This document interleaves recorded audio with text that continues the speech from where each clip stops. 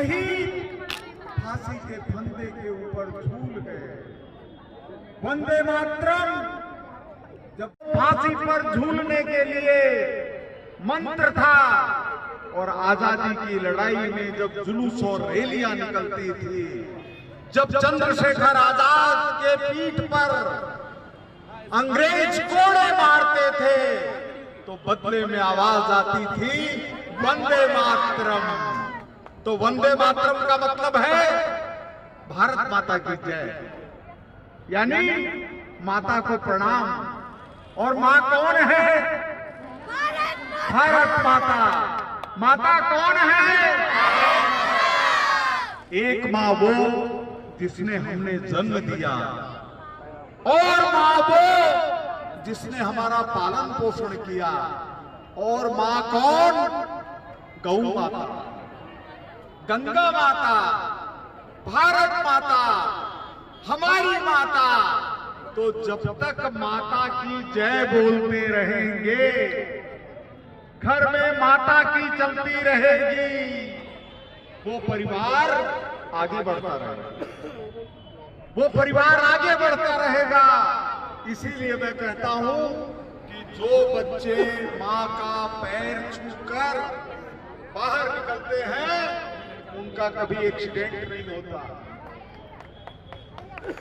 जो बच्चे मां का पैर छू करके बाहर निकलते हैं, उनका कभी एक्सीडेंट नहीं होता। इसलिए कोई भी चिंता किए बिना मां का आशीर्वाद लेके घर से बाहर निकलिए, पिता को प्रणाम करके निकलिए।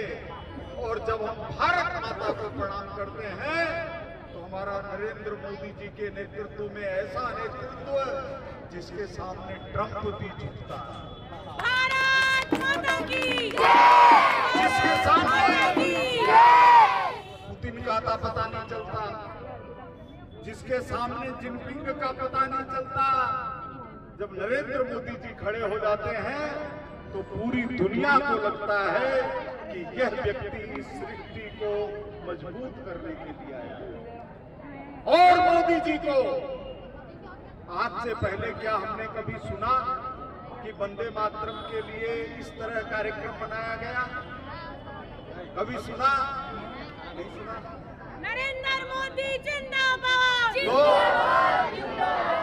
ये जो भारत माता का यशगान हो रहा है, पाकिस्तान में जाकर के कहीं भी निशाना बना देते हैं, ऑपरेशन सिंदूर हो जाता है।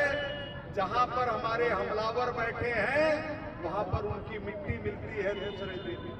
चेहरा पहचान में नहीं आता, शरीर के परखचे उड़ जाते हैं, खून का भी पता नहीं चलता, उनका किसी भी तरह का टेस्ट नहीं हो सकता। क्यों?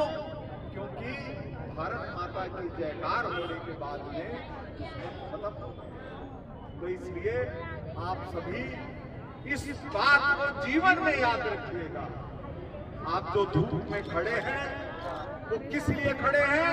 वंदे मातरम के 150 साल पूरे होने पर वंदे मातरम कहने के ये अवसर आपको मिला है। अगर आप सोचें कि 10 साल बाद ये अवसर मिलेगा, तो नहीं मिलेगा। तो इसलिए जोर से बोलिए, हाथ ऊपर करके बोलिए वंदे मातरम।